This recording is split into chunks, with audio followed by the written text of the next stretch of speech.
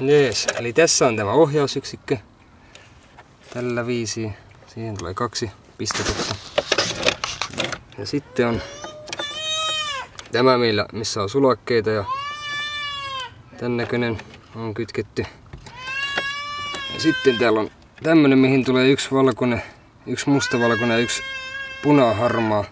Täältä ottaa ainakin toi tankissa oleva bensapumppu ottaa virtaa täältä. Tämän näköinen 3 pistoketta. Ja sitten tässä pitäisi olla se, mistä luetaan vikakoodi. Täällä on 1 keltainen, 1 ruskea, mustavalkoinen ja 1 vihreä, mikä on vähän paksumpi. Se on niinku tämän näköinen. Tänne ei monta johtoa tuu. Ja tässä ei muita ole. Paitsi sitten täällä on 1 joku tämmönen pieni harmaa, mutta se ei kuulu näkään mihinkään. Nyt sitten laitetaan tänne vikakoodipistokkeeseen ja 2 alimmaista laitetaan surrilangan pätkä. Jos laitetaan noin. Ja nyt sitten pitäisi laittaa virrat päälle. Täältä näin. Katso, että jos täällä alkaa check-engineen vilkkumaan. Mutta ei tapahdu mitään. Käsijarruvalo ja vilkkuu ja check-engine palaa, mutta ei lähde käytössä kuva flektiin, kun senkin pitäisi lähteä pyörimään. Hän pitäisi täällä pyöriä, ei tapahdu mitään.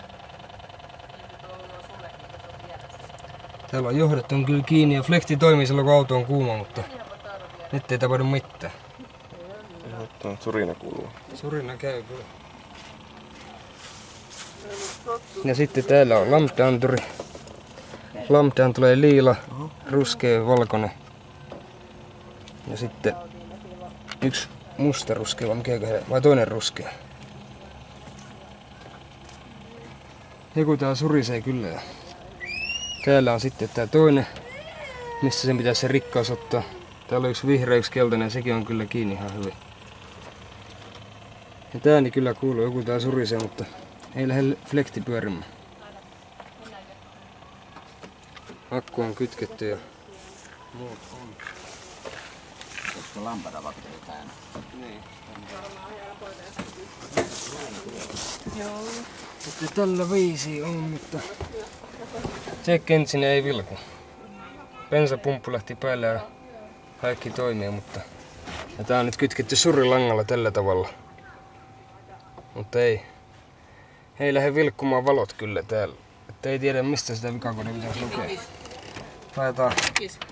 Laitetaan surrilanka pois ja kokeillaan laittaa auto käyntiin. Niin tää toimii kyllä hyvin. Auto toimii. Mennään kattoo lambdaan.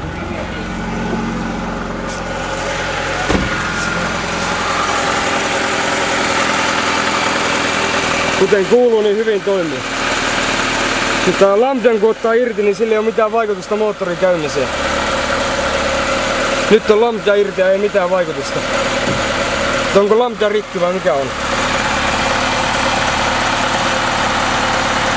Laitetaan lambda takaisin, niin ääni on ihan samanlainen.